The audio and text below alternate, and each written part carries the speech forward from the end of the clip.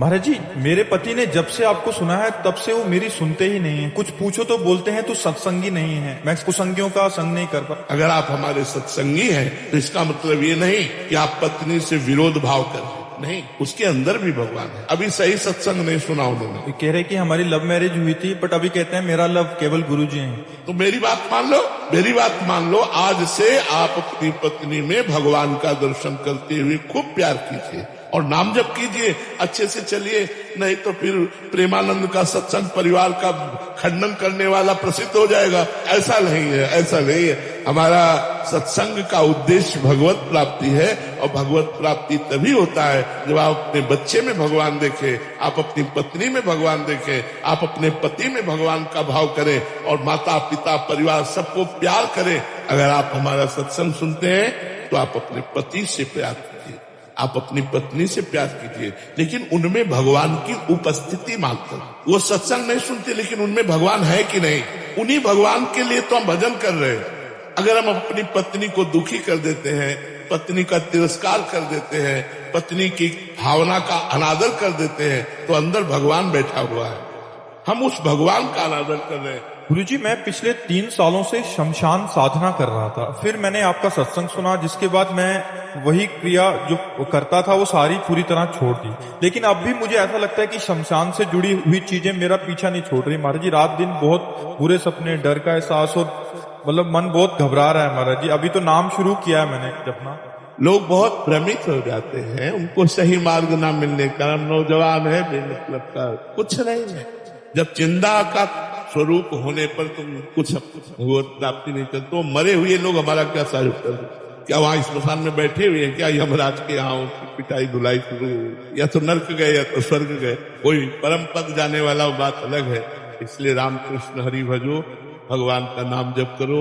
ये सब ऐसी बातें जिनमें जीवन बर्बाद हो जाता है, जीवन नष्ट। भूत प्रेत के साथ मंत्र सिद्धि, ये सब बेकार की बातें हैं। राम राम कहो, कृष्ण कृष्ण कहो, राधा राधा कहो, हृदय शांत रहेगा और प्रसन्न हो जाओगे और भगवान अधीन हो जाएंगे। सुमिर पवन सुख पावन नामू, अपने बस कर राखे रामू। जब भगवान अधीन हो जाते थे यार, और अधीन होने की क्या बात है।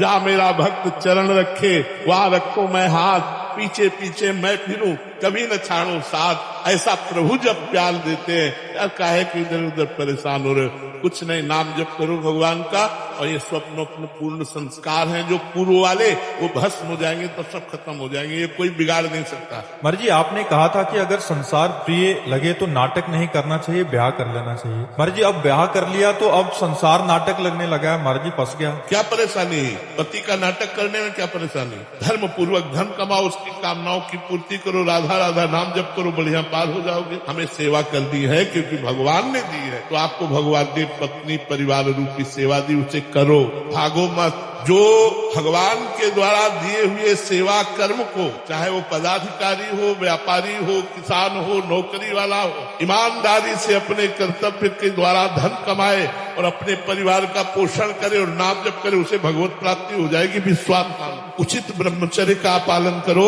और नाम जप करो, बिल्कुल भगवत प्राप्ति हो जाएगी। हमारी बात पर विश्वास करो। हम जितने विरक्त हैं, पैदा कहाँ हुए?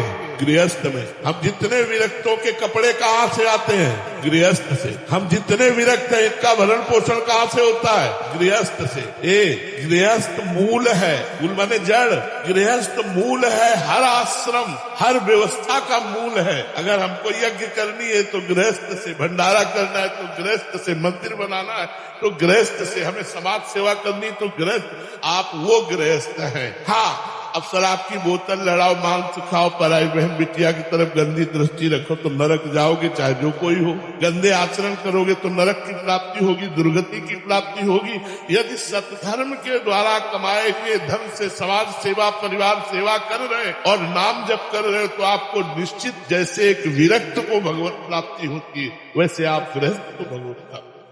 आप चिंता न करें, आप आनंद पूर्वक जिए, मौज मस्ती से जिए, पर गंदे आचरण न करें, पाप आचरण न करें, नाम न छोड़ें, धर्म पूर्वक। जी, कभी कभी देखा जाता है कि मतलब मनोकामना पूरी हो जाती है कि मैं गाँव स्टाक पूर्व का पुण्य स्टॉक आपके पास पुण्य इतना जमा है, आपने सोचा काम हो गया, वो आपका पुण्य काम कर रहा है, भगवान नहीं काम कर रहे, पुण्य काम कर रहा है। आपने सोचा काम हो गया, जो सोचते फटाक से काम हो गया, गुरु का पुण्य लगा हुआ है, उसमें तुरंत चर्चा हुआ, आपका काम हो। वो तो भगवान का कार्य उनके ऊपर होता है जो पूर्ण भगवान को समर्पित होते हैं, वो कर्म बंधन से मुक्त संत महापुरुष होते हैं, जो भगवान को, चाहे वो गृहस्थ हो चाहे विरक्त हो। नरसिंह जी के उसमें स्वयं पगड़ी बांधकर ब्याह कराने गए लड़के का, नरसिंह जी के लिए स्वयं भात भरने गए। क्यों?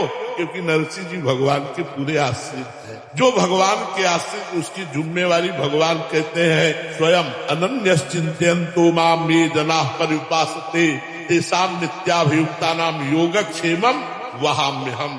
मैं योगक्षेम का वाहन करता हूँ। विश्वास कीजिए यार, बड़े मौज में हो जाओगे यदि भगवान की शरण में हो गए। बड़े मौज में, मस्ती ही मस्ती रहती है, दुख की परिस्थिति में भी मस्ती रहती है। क्या आप तुम्हें हम बताएं, प्रभु का कितना कृपा प्रसाद बरसता है जो भगवान की शरण में, लेकिन जीव भगवान की शरण ना होकर भोगों की शरण में, व्यक्तियों की शरण में, संसार की शरण में धक्के खाता घूम रहा है, दूसरों के मुख ताक रहा है। वो क्या हमारा सहयोग कर देगा यार? मरण धर्मा शरीर वाला हमारी क्या रक्षा कर लेगा?